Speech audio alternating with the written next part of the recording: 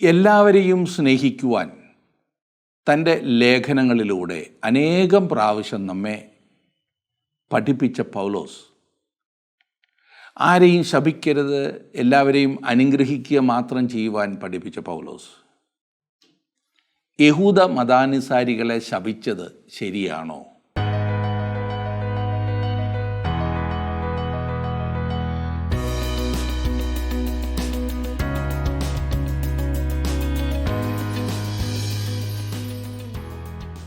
എല്ലാ ആഴ്ചയും മിക്കവാറും ആരാധനകളിൽ പൗലോസിൻ്റെ ഈ വാക്കുകൾ നാം വായിച്ച് കേൾക്കാറുണ്ട്. അവൻ പ്രസംഗിച്ച സുവിശേഷത്തിന് വിരുദ്ധമായി പ്രസംഗിക്കുമ്പോൾ വേറെ സുവിശേഷം പ്രസംഗിച്ചാൽ ശപിക്കപ്പെട്ടവരാകുന്നു എന്ന്. ഓർക്കുക, പൗലോസ് പറയുന്ന പശ്ചാത്തലങ്ങൾ വ്യത്യസ്തമാണ്. രണ്ട് പശ്ചാത്തലത്തിലാകുന്നു അവൻ ശപിക്കരുത് എന്നും ശപിക്കപ്പെട്ടവർ എന്നും ഉപയോഗിച്ചിരിക്കുന്നത്. അത് മറക്കരുത്. ക്രിസ്തു വിശ്വാസിയായ ഒരുവനാൽ മറ്റൊരു വിശ്വാസി വ്രണപ്പെട്ടാൽ അങ്ങനെയുള്ളവരെ, അതായത് വ്രണപ്പെടുത്തിയവനെ അനുഗ്രഹിക്കുക, ശപിക്കരുത് എന്നത്രേ റോമാലേഖനം 12-ാം അധ്യായത്തിൻ്റെ 14-ാം വാക്യത്തിൽ വിശുദ്ധ പൗലോസ് പറഞ്ഞിരിക്കുന്നത്. അവിടെ ദൈവം പ്രതികാരം ചെയ്യുവാൻ നമ്മോട് പറഞ്ഞിട്ടില്ല, ദൈവം പകരം ചെയ്യുവാൻ ദൈവത്തെ അനുവദിക്കണം എന്നാണ് പറഞ്ഞിരിക്കുന്നത്. എന്നാൽ ഗലാത്യർക്ക് ലേഖനം എഴുതുമ്പോൾ പൗലോസ് വ്യക്തിപരമായ ആക്രമണത്തെ അല്ല ഉദ്ദേശിക്കുന്നത്, പിന്നെയോ സത്യസുവിശേഷത്തെ വളച്ചൊടിക്കുന്നതാണ് ഇവിടെ വിഷയം. അങ്ങനെ വരുമ്പോൾ ഈ വളച്ചൊടിക്കപ്പെട്ട സുവിശേഷം കേൾക്കുന്നവർ രക്ഷിക്കപ്പെടുവാനുള്ള സത്യം അറിയാതെ നഷ്ടപ്പെട്ടു പോകും എന്നാണ് ഇവിടെ ഉദ്ദേശിക്കുന്നത്. എന്ന് പറഞ്ഞാൽ ദൈവത്തിൻ്റെ രക്ഷണ്യ പ്രവർത്തനത്തെ ആകുന്നു അങ്ങനെ ചെയ്യുന്നവർ ആക്രമിക്കുന്നത്. അതെ, ദൈവത്തെ അവഹേളിക്കുകയാണ്. അങ്ങനെ വരുമ്പോൾ ദൈവത്തിൽ നിന്നും അകന്നു പോകുക എന്നത്രേ ഈ ശപിക്കപ്പെട്ടു എന്നതിൻ്റെ അർത്ഥം. അങ്ങനെയുള്ളവർ ശപിക്കപ്പെട്ടവരാണല്ലോ, ദൈവത്തിൽ നിന്നും അകന്നു പോയിട്ടുള്ളവർ. ഗലാത്യ ലേഖനത്തിൽ നാം ഈ വിഷയം കൂടുതൽ ചിന്തിക്കുന്നതാണ്. ഗലാത്യ ലേഖന പഠനം കഴിഞ്ഞ ക്ലാസ്സിൽ നാം ആരംഭിച്ചതായിരുന്നല്ലോ. ഇന്ന് 1-ാം അധ്യായത്തിൻ്റെ 2 മുതലുള്ള വാക്യങ്ങൾ 9 വരെയുള്ള വാക്യങ്ങൾ നമുക്ക് ഒരുമിച്ച് ചിന്തിക്കാം. ആ ഭാഗം എടുത്താട്ടെ. ഗലാത്യ ലേഖനം 1-ാം അധ്യായത്തിൻ്റെ 2-ാം വാക്യം.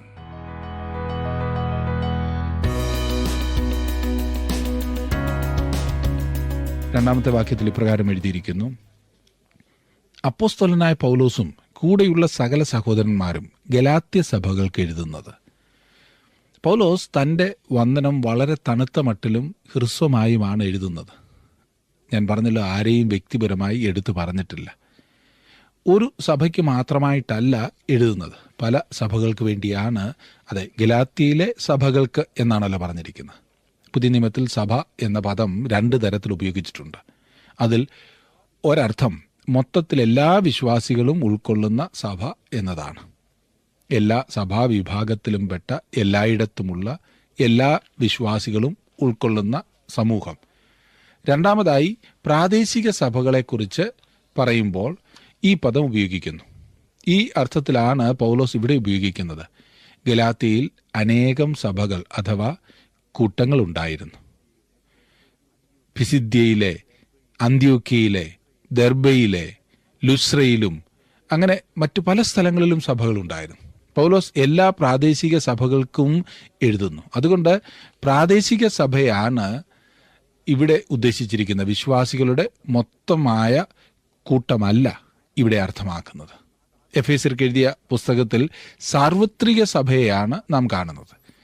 അദൃശ്യ സഭ, അദൃശ്യമായ സമൂഹം ഒരു ദൃശ്യമായ സമൂഹമായി ഇന്ന് കാണപ്പെടേണ്ടതാണ്. വിശ്വാസികൾ പ്രാദേശികമായ വിശ്വാസികളുടെ കൂട്ടവുമായി ബന്ധപ്പെട്ടിരിക്കേണ്ടതാണ്. 3-ാം വാക്യത്തിലേക്ക് നാം വരുമ്പോൾ അവിടെ കാണുന്നു: പിതാവായ ദൈവത്തിങ്കൽ നിന്നും നമ്മുടെ ദൈവവും പിതാവുമായവൻ്റെ ഇഷ്ടപ്രകാരം ഇപ്പോഴത്തെ ദുഷ്ടലോകത്തിൽ നിന്ന് നമ്മെ വിടുവിക്കേണ്ടതിന് നമ്മുടെ പാപങ്ങൾ നിമിത്തം തന്നെത്താൻ ഏൽപ്പിച്ചു കൊടുത്തവനായി നമ്മുടെ കർത്താവായ യേശു ക്രിസ്തുവിങ്കിൽ നിന്നും നിങ്ങൾക്ക് കൃപയും സമാധാനവും ഉണ്ടാകട്ടെ. 3-ാം വാക്യം മറ്റൊരു അത്ഭുതകരമായ കാര്യമാണ്. അതിൻ്റെ യഥാർത്ഥ നിലവാരത്തിൽ എനിക്ക് ഉയരുവാൻ സാധ്യമല്ല, എങ്കിലും അതിനെക്കുറിച്ച് ചിലത് പറയാം.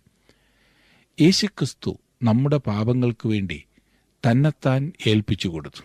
അവൻ്റെ യാഗത്തിൻ്റെ വിലയോട് ഒന്നും നമുക്ക് കൂട്ടിച്ചേർക്കുവാൻ കഴിയില്ല.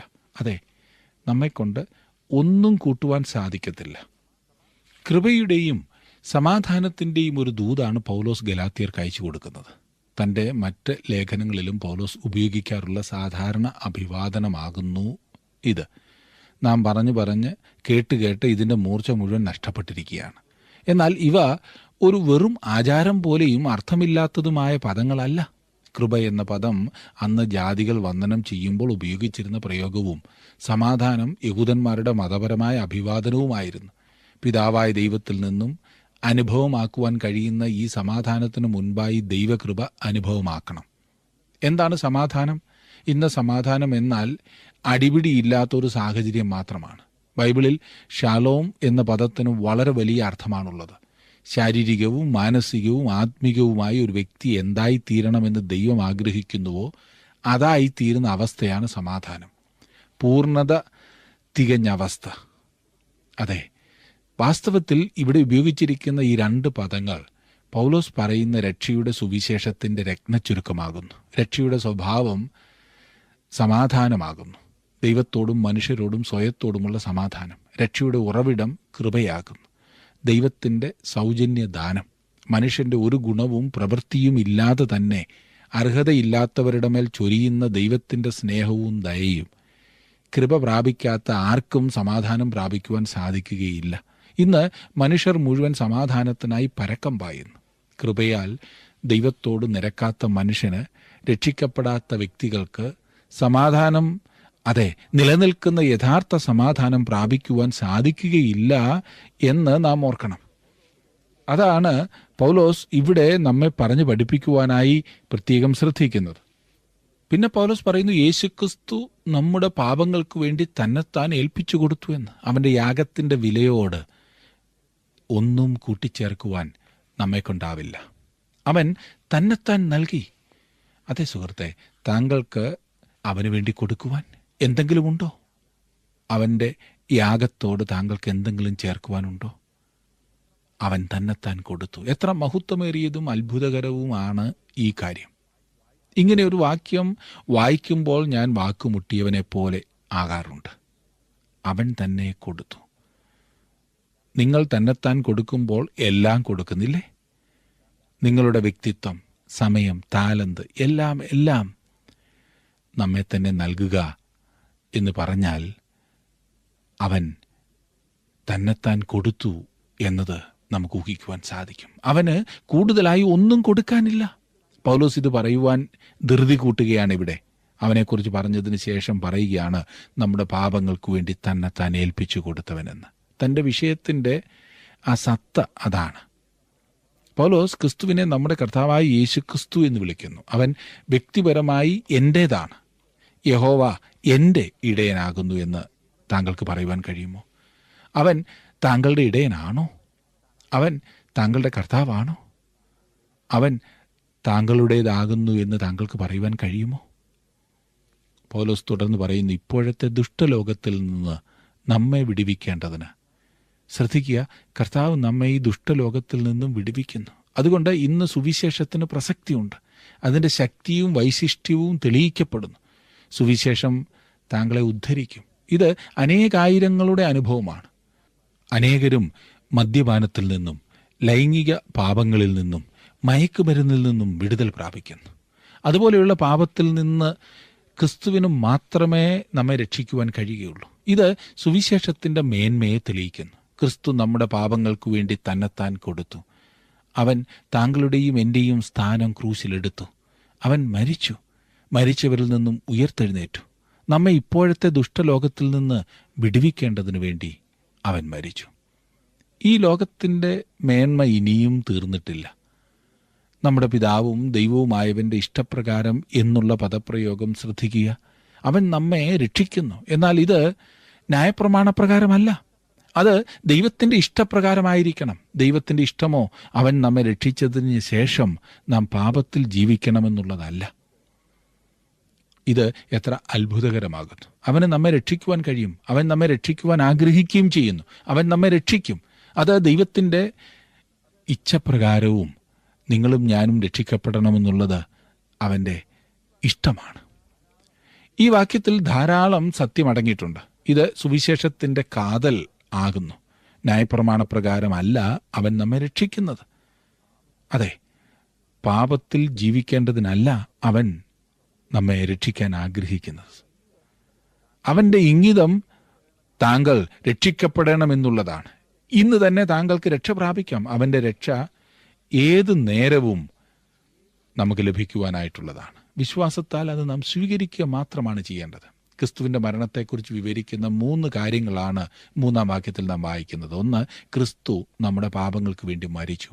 ആ മരണത്തിൻ്റെ സ്വഭാവത്തെ വിവരിക്കുന്ന പ്രയോഗം ശ്രദ്ധേയമാണ്. നമ്മുടെ പാപങ്ങൾ നിമിത്തം തന്നെത്താൻ ഏൽപ്പിച്ചു കൊടുത്തു. യേശുക്രിസ്തുവിൻ്റെ മരണം പ്രാഥമികമായി സ്നേഹത്തിൻ്റെ ഒരു പ്രദർശനമല്ല, ധീരതയുടെ ഉദാഹരണമല്ല, പിന്നെയോ പാപത്തിനു വേണ്ടിയുള്ള യാഗമാണ്.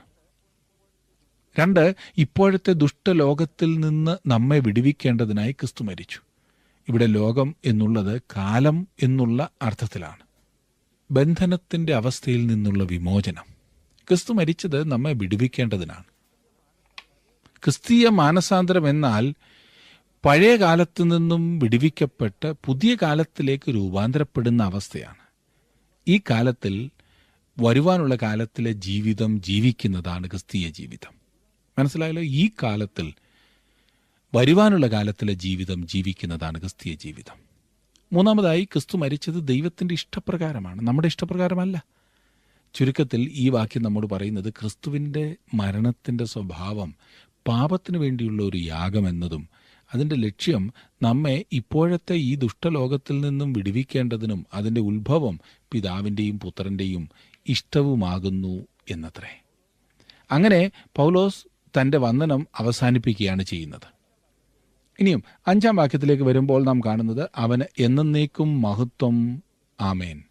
പൗലോസ് ദൈവത്തെ സ്തുതിക്കുവാൻ എടുക്കുന്ന നിമിഷമാണിത്. നാം ഇപ്പോൾ സ്തുതിക്കുന്നതിനേക്കാൾ കൂടുതലായി ദൈവത്തെ സ്തുതിക്കണമെന്ന് എനിക്ക് വളരെ വ്യക്തമായിട്ടുള്ള ബോധ്യമുണ്ട്. ഇന്ന് രാവിലെ ഉണർന്നപ്പോൾ താങ്കൾ ദൈവത്തെ സ്തുതിച്ചുവോ സുഹൃത്തെ? ഒരു പുതിയ ദിവസത്തിനായി താങ്കൾ അവനെ സ്തുതിച്ചുവോ?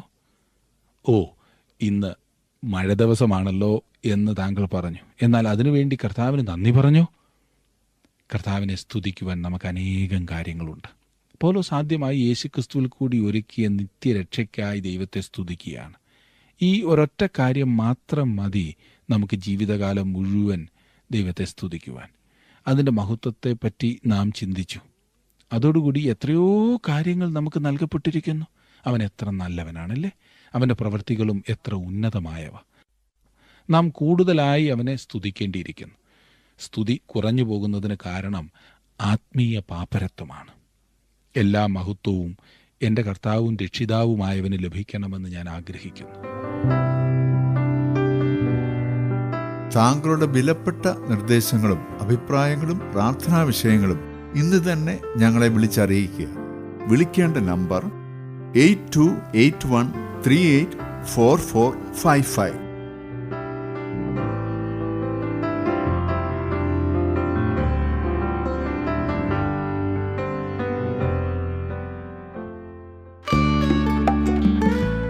ഇന്നത്തെ പ്രോഗ്രാം താങ്കൾക്ക് ഇഷ്ടപ്പെട്ടുവോ?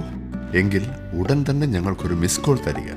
അടുത്ത വിജയി ഒരുപക്ഷെ താങ്കളായിരിക്കാം.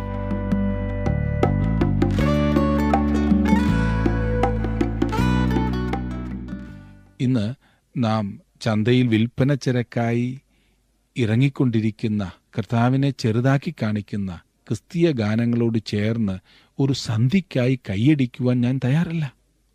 അവൻ ജഡത്തിൽ വെളിപ്പെട്ട ദൈവമാണ്. അവൻ എനിക്ക് വേണ്ടി എല്ലാം ഏൽപ്പിച്ചു തന്നു. ഞാൻ അവൻ്റെ നാമം സ്തുതിക്കുവാൻ താല്പര്യപ്പെടുന്നു. അവൻ എന്നേക്കും മഹത്വം. എന്നും എന്നേക്കും എന്ന് പറയുമ്പോൾ ഇന്ന് തുടങ്ങി നിത്യതയിൽ ചേരുകയാണ്. ഇനിയും വിഷയം അവതരിപ്പിക്കപ്പെടുകയാണ് ചെയ്യുന്നത്. ഒരു ചൂടുള്ള പ്രഖ്യാപനം. പൗലോസ് തൻ്റെ വിഷയത്തിലേക്ക് കടക്കുകയാണ്. ഇത് വായിക്കുന്ന ഏതൊരു വ്യക്തിക്കും പൗലോസ് അത് പറയുവാൻ ധൃതി പിടിക്കുന്നതായി തോന്നും. ശൈത്യത്തിൽ നിന്നും ഊഷ്മളത്തിലേക്ക് പെട്ടെന്ന് കടക്കുകയാണ്. താൻ ഏതിനു വേണ്ടി ജീവനെപ്പോലും കൊടുക്കുവാൻ തയ്യാറാണോ ആ സുവിശേഷത്തെക്കുറിച്ച്, അതെ, അതിന് അംഗച്ഛേദം ചെയ്യുന്ന ചിലർ ഉണ്ടായിരുന്നു. അവരോടുള്ള തൻ്റെ എതിർപ്പാണ് ഇവിടെ അവൻ പ്രകടമാക്കുന്നത്. 6-ാം വാക്യം, ക്രിസ്തുവിൻ്റെ കൃപയാൽ നിങ്ങളെ വിളിച്ചവനെ വിട്ട് നിങ്ങൾ ഇത്ര വേഗത്തിൽ വേറൊരു സുവിശേഷത്തിലേക്ക് മറിയുന്നതുകൊണ്ട് ഞാൻ ആശ്ചര്യപ്പെടുന്നു. സുവിശേഷത്തിന് 2 മുഖങ്ങളുണ്ട്. 2 തരത്തിൽ അതിനെ ഉപയോഗിക്കാം. 1 സുവിശേഷത്തിൻ്റെ യാഥാർത്ഥ്യങ്ങൾ, 2 യാഥാർത്ഥ്യങ്ങളുടെ വ്യാഖ്യാനം. സുവിശേഷത്തിൻ്റെ യാഥാർത്ഥ്യം എന്ന് പറഞ്ഞാൽ ക്രിസ്തുവിൻ്റെ മരണം, അടക്കം, പുനരുത്ഥാനം എന്നിവയാണ്. 1 കൊരിന്ത്യർ 15-ാം അധ്യായത്തിൻ്റെ 3-4 വാക്യങ്ങളിൽ നാം അത് വായിക്കുന്നു. ഇവ ചരിത്ര സത്യങ്ങളാണ്, അതിനൊരിക്കലും മാറ്റമില്ല. നിങ്ങൾ ഇവ സാക്ഷീകരിച്ചിട്ടില്ല എങ്കിൽ നിങ്ങൾ ഒരിക്കലും സുവിശേഷം പ്രസംഗിച്ചിട്ടില്ല. 2-ാമത്തെ കാര്യം ഈ സത്യങ്ങളുടെ വ്യാഖ്യാനമാണ്. അവ മറ്റൊന്നും ചേർക്കപ്പെടാതെ വിശ്വാസത്താൽ സ്വീകരിക്കപ്പെടേണ്ടതാണ്. ഗലാത്യയിലെ വിശ്വാസികൾക്ക് പൗലോസ് എഴുതിയ ഈ ലേഖനത്തിൻ്റെ വിഷയം പ്രധാനമായും സുവിശേഷത്തിൻ്റെ വ്യാഖ്യാനത്തിൽ വന്നിരിക്കുന്ന പാളിച്ചയെക്കുറിച്ചാണ്. ഈ എബ്രായ വിശ്വാസികൾ പൗലോസിനെ ഗലാത്യ മേഖലയിൽ അനുഗമിച്ചിരുന്നു. അവർ സുവിശേഷത്തിൻ്റെ സത്തയെ ഒരിക്കലും ചോദ്യം ചെയ്തില്ല. 500 പേർ ഒരുമിച്ച് ഒരു സ്ഥലത്ത് വെച്ച് ഉയർത്തെഴുന്നേറ്റ കർത്താവിനെ കണ്ടിരുന്നതാണല്ലോ. ഇത്ര വലിയ ജനസമൂഹം സാക്ഷിയായി നിൽക്കുമ്പോൾ സുവിശേഷത്തിൻ്റെ സത്യത്തെ നിഷേധിക്കുവാൻ പറ്റില്ലല്ലോ. എന്നാൽ അവർ പരത്തിയ ദുരുപദേശം സുവിശേഷത്തിൻ്റെ വ്യാഖ്യാനത്തിൽ വന്നതാണ്. ഒരുപക്ഷെ അവർ ഇങ്ങനെ സംഭാഷിച്ചിരിക്കാം: പൗലോസ് നിങ്ങളുടെ ഇടയിൽ ഇവിടെ വന്നിരുന്നോ? അവർ പറയും, അതെ, അവൻ വന്ന് സുവിശേഷം പ്രസംഗിച്ചു, ഞങ്ങളത് സ്വീകരിക്കുകയും ചെയ്തു. ഞങ്ങളിപ്പോൾ വിശ്വാസികളാകും, ദൈവമക്കളാകും, യേശുക്രിസ്തുവിനെ കർത്താവും രക്ഷിതാവുമായി ഞങ്ങൾ അറിയുന്നു. അപ്പോൾ ഈ പഠിപ്പിക്കാൻ വന്നവർ പറയും, ഓ, അത് വളരെ നല്ലത്, പൗലോസ് പറയുന്നതൊക്കെ ശരി തന്നെ, എന്നാൽ മുഴുവനും പറയുന്നില്ല എന്ന് മാത്രം. പറഞ്ഞത്രയും ശരിയാണ്. മോശയുടെ ന്യായപ്രമാണവും അനുസരിക്കണമെന്ന് പറഞ്ഞില്ലേ? ഇല്ലെങ്കിൽ കഷ്ടമായിപ്പോയി. അത് അവൻ പറയേണ്ടതായിരുന്നു. നിങ്ങൾ ക്രിസ്തുവിനെ വിശ്വസിക്കണം, ശരിയാണ്, എന്നാൽ ന്യായപ്രമാണവും ആചരിക്കണം, അല്ല എങ്കിൽ നിങ്ങൾക്ക് രക്ഷ പ്രാപിക്കുവാൻ സാധ്യമല്ല. ഇത് ഏറ്റവും പഴക്കമുള്ള ദുരുപദേശമാണ്. അത് ഇപ്പോഴും നമ്മുടെ ഇടയിലുണ്ട്. അത് കൃപയുടെ സുവിശേഷത്തോട് ചിലത് ചേർക്കുന്നതാണ്. ലളിതമായി വിശ്വസിക്കുകയല്ലാതെ ചിലത് ചെയ്യുക കൂടിയാണ്. വിശ്വാസത്തോടെ ചിലർക്ക് ചിലതൊക്കെ കൂട്ടിച്ചേർക്കുക ഒരു രസമാണ്. അതാണ് നാം ഇന്ന് കാണുന്ന സുവിശേഷം. എല്ലാ ദുരുപദേശവും നിങ്ങളോട് പറയുന്നത് രക്ഷിക്കപ്പെടുവാൻ എന്തെങ്കിലും ചെയ്യുക എന്നതാണ്. എന്നാൽ സത്യസുവിശേഷം ഇതാണ്: നീ രക്ഷിക്കപ്പെടുവാൻ വിശ്വസിക്കുക മാത്രം ചെയ്യുക.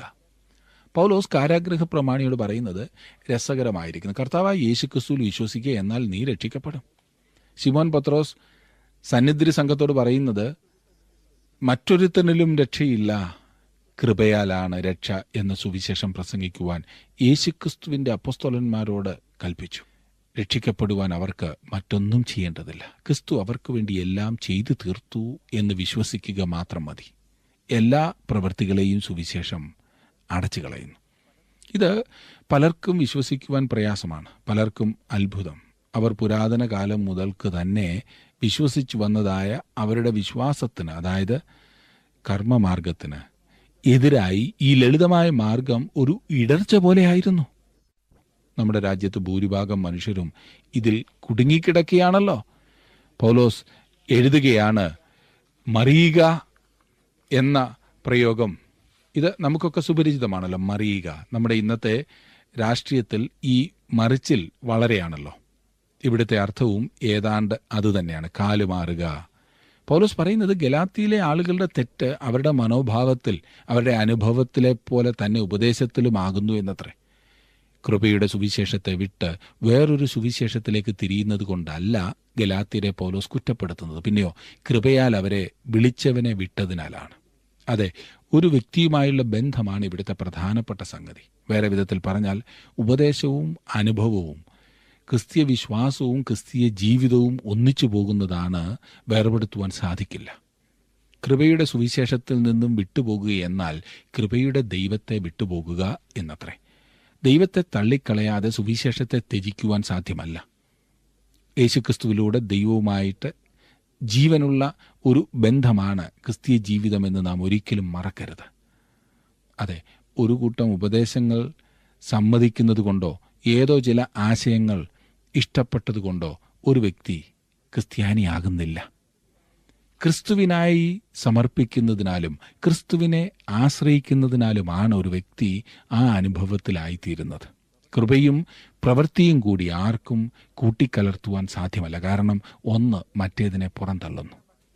7-ാം വാക്യത്തിൽ നാം വായിക്കുന്നത്, അത് വേറൊരു സുവിശേഷം എന്നല്ല, ചിലർ നിങ്ങളെ കലക്കി ക്രിസ്തുവിൻ്റെ സുവിശേഷം മറിച്ചു കളവാൻ ഇച്ഛിക്കുന്നു എന്നത്രേ. മറിച്ചു കളയുക എന്ന വാക്കിന് ഇവിടെ ഉപയോഗിച്ചിരിക്കുന്നതായിട്ടുള്ള ആ ഗ്രീക്ക് പദം, അത് ഒരു കടുത്ത പദപ്രയോഗമാണ്. ലൂക്കോസ് ഈ പദം അപ്പോസ്തലപ്രവൃത്തികളുടെ പുസ്തകം 2-ാം അധ്യായത്തിൻ്റെ 20-ാം വാക്യത്തിൽ ഉപയോഗിക്കുന്നത് സൂര്യൻ ഇരുളായി മാറ്റപ്പെടും എന്ന ഭാഗത്താണ്. യാക്കോബ് തൻ്റെ ലേഖനത്തിൽ 4-ാം അധ്യായത്തിൻ്റെ 9-ാം വാക്യത്തിൽ ചിരി ദുഃഖമായി മാറും എന്ന് പറയുമ്പോഴും ഇതേ പദം തന്നെയാകുന്നു ഉപയോഗിക്കപ്പെടുന്നത്. അപ്പോൾ സുവിശേഷം മറിച്ച് കളയുക എന്ന വസ്തുത സുവിശേഷം ആയിരിക്കുന്നതിൻ്റെ നേരെ എതിരായി മാറ്റപ്പെടുക എന്ന അർത്ഥമാണ്. ഇത് വളരെ പ്രാധാന്യമുള്ളതാണ്. യഹൂദന്മാർ സുവിശേഷത്തിനോട് മോശയുടെ ന്യായപ്രമാണം കൂട്ടിച്ചേർത്തപ്പോൾ ദൈവം ഉദ്ദേശിച്ച അർത്ഥത്തിന് നേരെ വിരുദ്ധമായി പോയി. അതായത് ദൈവം ക്രിസ്തുവിനാൽ നൽകിയ വീണ്ടെടുപ്പ് വ്യർത്ഥമാകുകയും മനുഷ്യൻ ആദ്യത്തെ ബന്ധനത്തിലേക്ക്, ന്യായപ്രമാണത്തിൻ്റെ ബന്ധനത്തിലേക്ക് വീണ്ടും കുടുങ്ങിപ്പോവുകയും ചെയ്തു. അതാണ് ഇവിടെ സംഭവിച്ചത്. കലക്കം എന്നിവിടെ ഉപയോഗിച്ചിരിക്കുന്നത് വളരെ വലിയ ഒരു പ്രശ്നത്തെ കാണിക്കുവാനാണ്. പടകിലായിരുന്ന ശിഷ്യന്മാർ കാറ്റും കോളും അടിച്ചപ്പോൾ ആകെ പതറിപ്പോയി, കലങ്ങിപ്പോയി. ഹെരോദാവ് യേശുവിൻ്റെ ജനനത്തെക്കുറിച്ച് കേട്ടപ്പോൾ ആകെ പതറിപ്പോയി. കൃപ സമാധാനം കൊണ്ടുവരുന്നു. കലക്കത്തിൻ്റെ എതിരാണ് സമാധാനം എന്നുള്ളത്. ഒരു കാര്യം ഓർക്കണം, ഇന്ന് സഭയിലെ ഏറ്റവും വലിയ പ്രശ്നമുണ്ടാക്കുന്നവർ, കലക്കമുണ്ടാക്കുന്നവർ വെളിയിൽ നിന്നുള്ളവരല്ല, സഭയ്ക്കുള്ളിൽ നിന്നുള്ളവർ തന്നെയാണ്. ഒന്നുകിൽ അവർക്ക് ദൈവവചനം എന്ത് പഠിപ്പിക്കുന്നു എന്ന് മനസ്സിലാക്കുവാൻ സാധിക്കുന്നില്ല, അല്ലെങ്കിൽ സത്യം അംഗീകരിക്കുന്നതിൽ അവർക്കത്രയും താല്പര്യമില്ല, അവർക്കത്രയും അതിന് മനസ്സില്ല എന്ന് പറയുന്നതാണ് ശരിയല്ലേ? അതുകൊണ്ട് അവർ കലക്കമുണ്ടാക്കുന്നു. 8-ാം വാക്യത്തിൽ നാം വായിക്കുന്നു, എന്നാൽ ഞങ്ങൾ നിങ്ങളോട് അറിയിച്ചതിന് വിപരീതമായി ഞങ്ങളാകട്ടെ സ്വർഗത്തിൽ നിന്നൊരു ദൂതനാകട്ടെ നിങ്ങളോട് സുവിശേഷം അറിയിച്ചാൽ അവൻ ശപിക്കപ്പെട്ടവൻ. വളരെ ശക്തിയേറിയൊരു വാക്യമാണിത്. സുവിശേഷമല്ലാതെ മറ്റേതെങ്കിലും സന്ദേശം ഒരു സ്വർഗദൂതനായാലും പ്രസംഗിച്ചാൽ അവൻ ശപിക്കപ്പെട്ടവൻ എന്നാണ് പൗലോസിൻ്റെ വാദം. അത്രയ്ക്കും നിശ്ചയം സുവിശേഷത്തെക്കുറിച്ച് തനിക്കുണ്ടായിരുന്നു.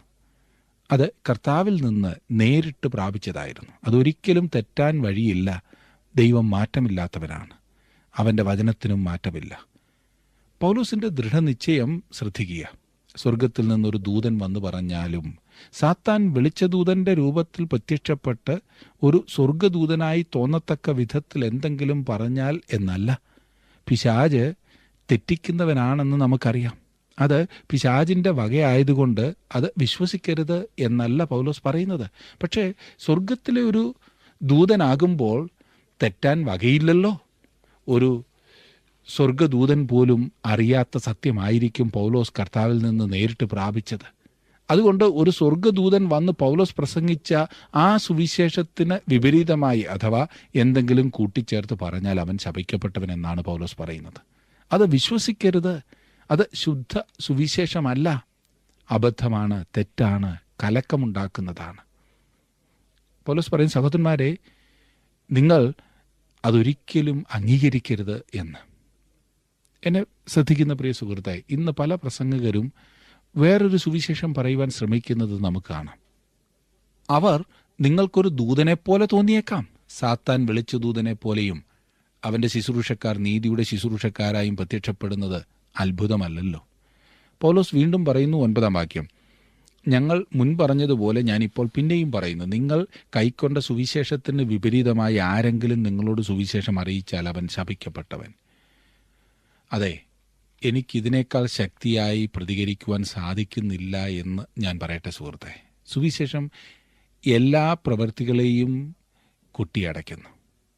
റോമാലേഖനം 4-ാം അധ്യായത്തിൻ്റെ 5-ാം വാക്യത്തിൽ നാം വായിക്കുന്നത്, പ്രവർത്തിക്കാത്തവനെങ്കിലും അഭക്തനെ നീതീകരിക്കുന്നവനിൽ വിശ്വസിക്കുന്നവനോ അവൻ്റെ വിശ്വാസം നീതിയായി കണക്കിടുന്നു. രക്ഷിക്കപ്പെടുവാൻ നല്ലതായി തീരണം എന്ന ചിന്താഗതിയുള്ള അനേകരെയും എനിക്ക് കാണുവാൻ കഴിയുന്നുണ്ട്. ഒരിക്കൽ ഒരാൾ എന്നോട് പറഞ്ഞു, എനിക്കൊരു ക്രിസ്ത്യാനിയാകണം, ഞാൻ കുറച്ചുകൂടി നല്ലവനാകാൻ ശ്രമിക്കുകയാണ്, പുരോഗമനം ഉണ്ടെങ്കിൽ ഞാനൊരു ക്രിസ്ത്യാനിയാകുമെന്ന്. ഞാൻ പറഞ്ഞു, നിങ്ങൾ സ്വയം പുരോഗമിക്കുവാൻ ശ്രമിക്കുകയാണെങ്കിൽ നിങ്ങൾ ഒരിക്കലും ഒരു ദൈവവൈതലാകുകയില്ല. ദൈവം രക്ഷിക്കുന്ന ഒരേ ഒരു വർഗം അഭക്തരാണ്. യേശുക്രിസ്തു പറഞ്ഞു, ഞാൻ നീതിമാനെയല്ല വിളിപ്പാൻ വന്നത്, പാപികളെ അത്രേ എന്ന്. അത് പറയുവാൻ കാരണമുണ്ട്. ആരും നീതിമാൻ ആയിട്ടില്ല. ഇത് തന്നെയാണ് സത്യം. ആരും തന്നെ ഇല്ല. മനുഷ്യൻ്റെ നീതി പ്രവൃത്തികളെല്ലാം തന്നെ ദൈവത്തിൻ്റെ മുൻപാകെ കറ പുരണ്ട തുണി പോലെ അത്രേ. കൃപ നമ്മെ രക്ഷിക്കുന്നതിന് മുൻപായി ന്യായപ്രമാണം നമ്മെ മിണ്ടാതാക്കണം. റോമാലേഖനം 3-ാം അധ്യായത്തിൻ്റെ 19-ാം വാക്യത്തിൽ നാം വായിക്കുമ്പോൾ അവിടെ നാം കാണുന്നത്, യഥാർത്ഥത്തിലുള്ള പ്രശ്നം രക്ഷിക്കപ്പെടുവാൻ മനുഷ്യൻ നല്ലവരാകണമെന്നുള്ളതല്ല, മറിച്ച് അവർ രക്ഷിക്കപ്പെടേണ്ടതിന് അത്ര മോശക്കാരല്ല എന്നുള്ള ചിന്തയാണ്. മനുഷ്യർക്ക് തങ്ങൾക്ക് തന്നെ തങ്ങൾ അത്ര കൊള്ളരുതാത്തവരായി തോന്നുന്നില്ല. ദൈവത്തിന് മുൻപാകെ മനുഷ്യൻ്റെ നഷ്ടപ്പെട്ട അവസ്ഥ അംഗീകരിക്കുവാൻ അവന് മനസ്സില്ല. ഇതാണ് മനുഷ്യൻ്റെ പ്രധാന പ്രശ്നം. ഇന്ന് ലോക മതങ്ങൾ ഒന്നും തന്നെ മനുഷ്യൻ്റെ യഥാർത്ഥ അവസ്ഥ മനസ്സിലാക്കി കൊടുക്കുന്നില്ല. അവർക്ക് അതിന് സാധ്യവുമല്ല. അവയിൽ പലതും മനുഷ്യനോട്, മനുഷ്യ നീ ഒരു ദേവനാണ്, പാപിയല്ല, നീ ദൈവത്തിൻ്റെ ഒരു ഭാഗമാണ്, പാപം ഒരു യാഥാർത്ഥ്യമല്ല, മായയാണ് എന്നൊക്കെ പഠിപ്പിച്ചാൽ മനുഷ്യൻ കുട്ടി ദൈവങ്ങളായി തന്നെത്താൻ ചമയുകയില്ലേ? ഇതല്ലേ ഇന്ന് നമ്മുടെ നാട്ടിൽ ലക്ഷങ്ങളെ വഴിതെറ്റിക്കുന്നത്? ഇവിടെ യഹൂദ വിശ്വാസികൾ സുവിശേഷത്തിൻ്റെ സത്യത്തെ നിരസിക്കുന്നില്ല. എന്നാൽ അവർ നിരസിച്ചത് വിശ്വാസം മാത്രം മതി എന്നുള്ളതായിരുന്നു. വിശ്വാസത്തോടുകൂടി ന്യായപ്രമാണത്തിൻ്റെ ചില പ്രവൃത്തികൾ കൂടി വേണമെന്ന് അവർ പഠിപ്പിച്ചു. ന്യായപ്രമാണവും കൃപയും കൂട്ടിക്കലർത്തുവാൻ ശ്രമിക്കുന്നവൻ ആരായാലും അവൻ ശപിക്കപ്പെട്ടവൻ എന്നാണ് പൗലോസിൻ്റെ വാദം. സുവിശേഷത്തിൻ്റെ തെറ്റായ വ്യാഖ്യാനമാണ് അവരുടെ പ്രശ്നം. അവർ സുവിശേഷത്തെ വഷളാക്കുന്നു. ഈ വാക്യങ്ങളിൽ 2 പ്രാവശ്യം ഉപയോഗിച്ചിരിക്കുന്ന ശപിക്കപ്പെട്ടവൻ എന്ന പദം പ്രത്യേകം ശ്രദ്ധിക്കേണ്ടതാണ്. ദൈവത്തിങ്കിൽ നിന്നുള്ള ഒരു വിലക്കിനെ, നിരോധനത്തെ കാണിക്കുന്നതിനാണ് ഈ പദം ഉപയോഗിച്ചിട്ടുള്ളത്. ദൈവത്താൽ നാശത്തിന് വേണ്ടി വേർതിരിക്കപ്പെട്ടിട്ടുള്ള ആരിലെങ്കിലും എന്തിലെങ്കിലും ദൈവത്തിൻ്റെ ശാപം നിലനിൽക്കുന്നതിനെയാണ് ഇവിടെ അർത്ഥമാക്കുന്നത്. ദൈവത്തിൻ്റെ ശിക്ഷ ഈ ദുരുപദേഷ്ടാക്കന്മാരുടെ മേൽ വീണിരുന്നെങ്കിൽ എന്നുള്ള ആശ പൗലോസ് വ്യക്തമാക്കുകയാണ്.